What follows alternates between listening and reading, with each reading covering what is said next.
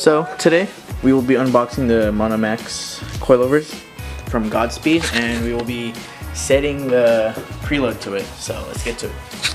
Also, before I forget, this was provided to me by K-Series Pros for a really good price.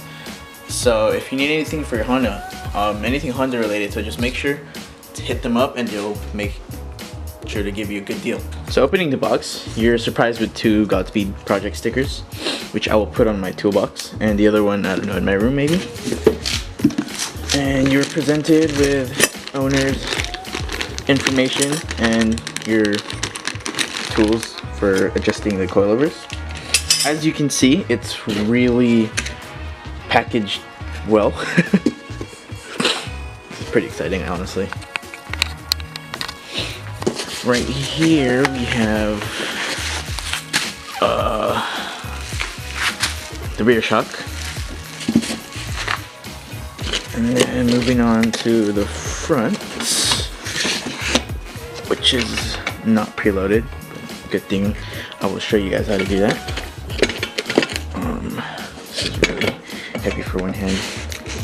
Does it say for which side this goes in? Not sure. But standard, the Monomaxx does come with 10K front and 14K rear. So if you're someone with softer spring rates, this might be a little too bouncy for you. But these are not meant for stand C low boys, from what I've heard. Oh my gosh, this is so heavy. Or well, heavy for my hand at least. But these are a really good set of coilovers. Now that we have the fronts, the other rear should be, the other rear shock should be right there. And then the rear springs, a lot skinnier than what I have now. I mean, I don't want to get bullied, but somebody has Raceland coilovers, and the reason why I need this is because it doesn't have the front camber adjustment, so don't make fun of me. Yeah, how fat those springs are.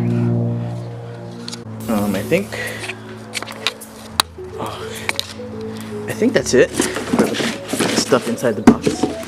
I will put that aside, and we can get started on setting the preload for the front, and then I'll show you the rear once I get it on. And now we got Godspeed project on our toolbox. This is my new toolbox. Oh man, serious? Probably gonna have to use the other one because this one came kind of folded. But we do have a new toolbox that I will fill up. Well, I only put my my toolbox drawers into these drawers, so it looks a little bit cooler and it's easier to access. But I don't know what I'm going to do with these actually.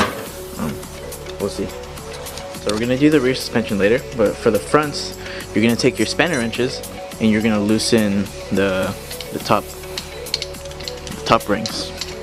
To do that, you twist on opposite ends to break it loose, and also to make sure the ride height adjustment, which is the bottommost ring, is kind of tight, or as long as it doesn't twist, because you'll need to twist the top rings to make to put some preload onto the spring.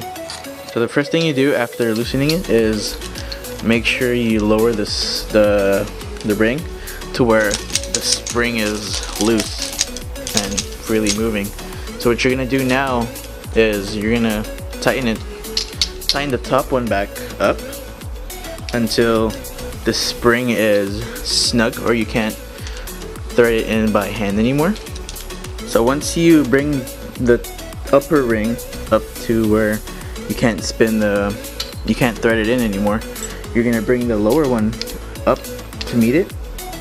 You don't need to tighten yet, but once they meet, you're gonna take your spanner wrench and you're gonna thread in the top until you can fit both of your spanner wrench into that space.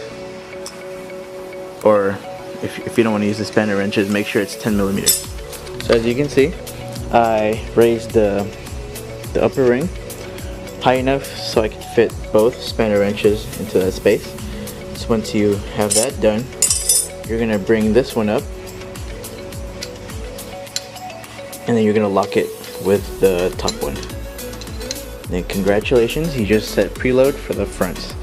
I mean, I'm not gonna show it on video for the next one, but it's pretty much the same steps.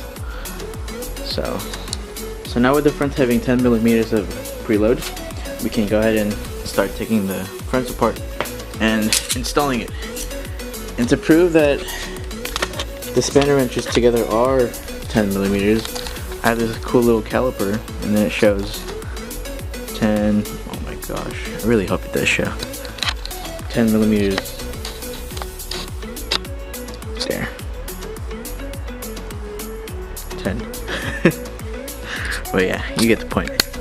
The way I do my front suspension is I take out the cowl, and it's easily removed by taking out the windshield wipers and just pulling all the plastic pieces off. I mean, I'm pretty sure you can figure that out. That way you don't have to like squeeze your hand in between the little window that comes on the cowl and possibly dropping any of these nuts. I mean, you can find it by crawling under the car, but I mean, work smart, right? Alright, so with the wheel off, you can access the front suspension, and you need to take off the brake line bracket. You need to undo the clips to the ABS sensor, a 17 and a 19 and a 21 or 22, I believe, for the stock nut and bolt. And then I forgot the sizes for these, but I'm using camber bolts. But with the new coilovers on, I'm going to be going back to the stock ones because the camber bolts tend to back out and slide, which is very unsafe. We're going to get started with the end link, which is a 17.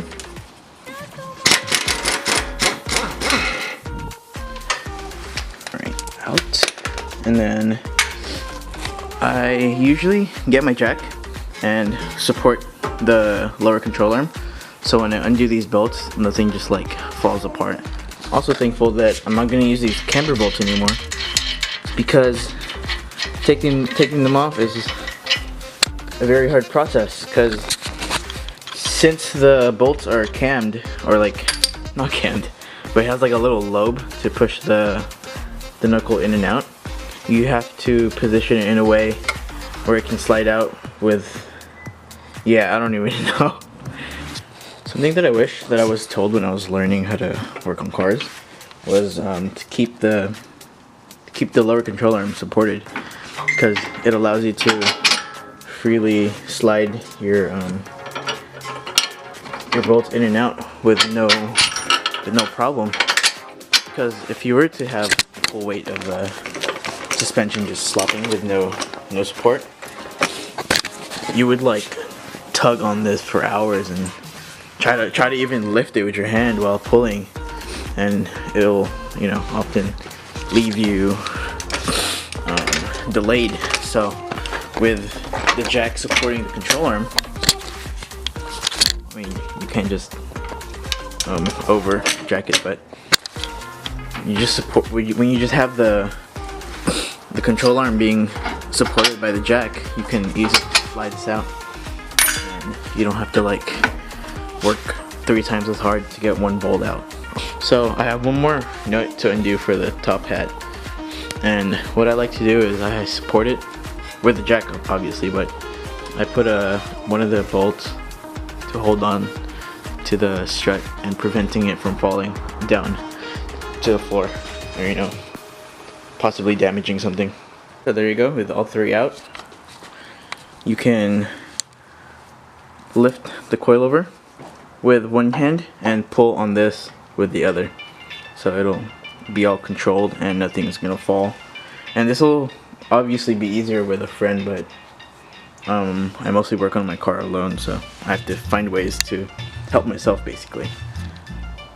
Another great feature of the Godspeed Monomaxx is you get new top hat bolts, and you get not only camber adjustment via camber plates, but you can also, how do you focus? But you can also adjust your dampening. I think it's 40 clicks or 32. I don't remember, but you can set your dampening to hard or soft, or in the middle, however you want your ride to be. Before you reach up your fender well or the wheel well to install the coilovers, you need to undo the bottom-most ring for the ride height adjustment, because you need to line up the studs to the strut tower, and the camber plate can only slide side to side and relative to facing the car. So what I mean by that is, when you're facing the car, the camber plate needs to slide side to side like this, left to right. And you can adjust your camber by undoing these Allen keys and sliding it towards the car. So if you slide it to the left this way, that'll give you more negative camber, and towards yourself, if you're facing this way, that'll give you more positive camber. So here's the front passenger coilover, installed, held onto by the two strut bolts and the jack, with no top hat yet. But something I wanted to point out that I just noticed actually is the struts come slotted, so that'll give you a lot more negative camber. If you were to look at the Raceland, you can see that it's like a circle, right? That means you can't push the hub in and out. But then for these, you see how it's like an oval? That means if you can push thing forward, and you can see that your hub has a negative angle to it. So when you push it in, you see that it cambers in a little bit more, so it'll give you more camber if you need it. So that way you don't need to adjust your camber plate as much. I thought that was a really cool thing. Alright, here it is put down for the first time. I did max out the camber plate and push the hub as far in as I can, and I probably have to lower it like,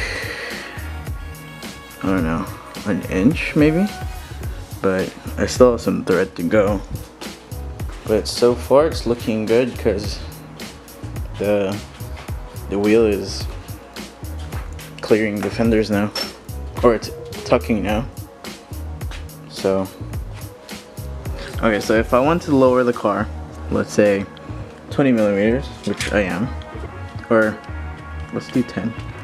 If I want to lower it by 10 millimeters, I take my caliper and I measure from the bottom of the lock ring to the hole of the upper perch.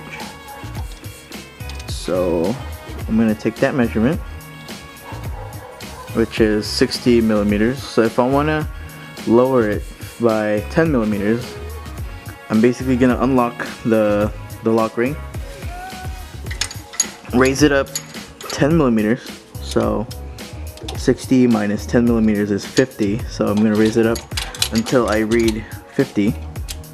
Oh, there, 50. So basically, now that it's unlocked and pre-adjusted, I'm going to take the spanner wrench and I'm going to spin the top clockwise to thread to make the shock shorter.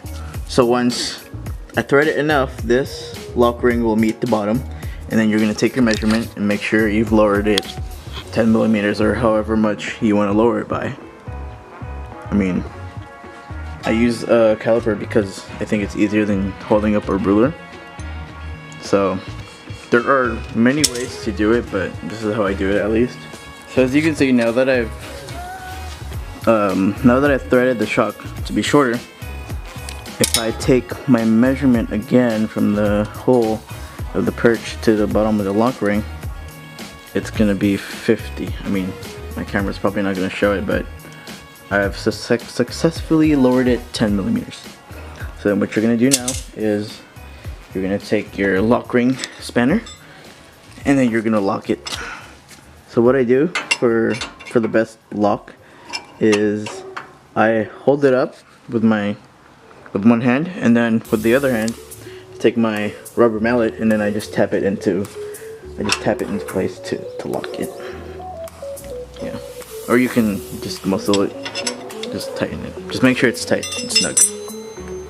And that's how you lower your car. Alright, so now that we're gonna do the rear suspension, here are the suspension parts, and oh my goodness.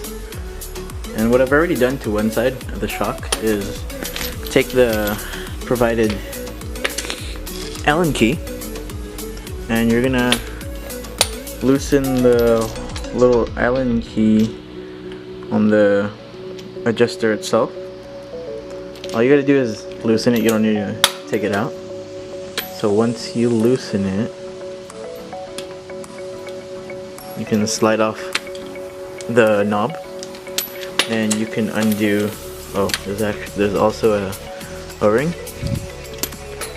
and then you can undo the nut, and also the washer. Also make sure your adjusting collar is unlocked, because we'll need that to set the preload. For 9th gen Civics, preload is set by the shock, and the ride height is by spring. So with the spring, I'm gonna max it out. Basically, thread this red collar all the way to the bottom. If you technically to the top, because it mounts onto the car with the adjuster on the top like this. Assuming you've already got your rear in the air, taking it apart is pretty easy. Just do the upper control arm, it's a 14, and the lower control arm, that's where the shock goes, it's also a 14. And then after that, everything should come loose, and you should be able to pull your spring out. Alright, so good practice. I always have my jack under my lower control arm, so I can lower it accordingly. Now that there's no weight, you gotta lower the jack more. Basically, now that there's no weight, you can pull it down, and then you can pull your spring out. I mean, it's easier with two hands, but you're gonna pull down the hub assembly with one hand, and then you're just gonna pull the spring out with the other. Okay, with the rear spring out, you can put the new spring to the side real quick, because you're gonna put on the shock first. I think, yeah. I've already undone the shock on the lower control arm, so now all we gotta do is go to the top. My trunk is gutted, so I don't have the carpet and stuff in the way, so I would need to undo this. Same thing with the other side. This is basically what I'm gonna do. I'm gonna take the 17, hold it with one hand, and then take the other hand and twist the Allen key, so that way it'll unlock and it'll drop from the bottom. Yours might look different. Yours might just be the bushing, the washer, and the nut. So once you get that out, you just remove this, and then now you can drop the shock.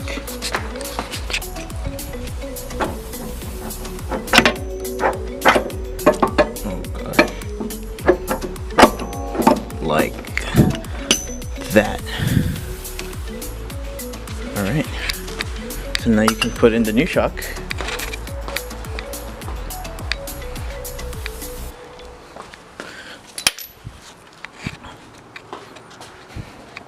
So what you can do to install your shock, if you're by yourself, is you basically bolt it onto your lower control arm, and then you take your jack, you raise the lower control arm, and then it'll feed through the hole where you can meet it up top. Then you can thread it, and then you can start bolting it down. But if you have a friend, you can just hold the shock for him, or you can hold the shock for you up through the feed, and then whichever one of you guys is up there, you guys can catch the thread and tighten it down. What you could also do is take the bottom insulator from the spring and take a rubber mallet and just basically mount it in there for you like that, so it'll be easier to put the spring on. And as you can see, I put the bolt for the lower control arm in the shock. So now all I have to do is take my jack it up, and then meet it at the top to bolt it down. Remember how I said to unlock the adjusting ring? Well, you can actually thread this up, and then you can twist the shock to make it longer, so you can meet it up top. Since you're gonna adjust this again for your preload. So I'm obviously working alone. So now that I see the nut up here, I can take all this hardware.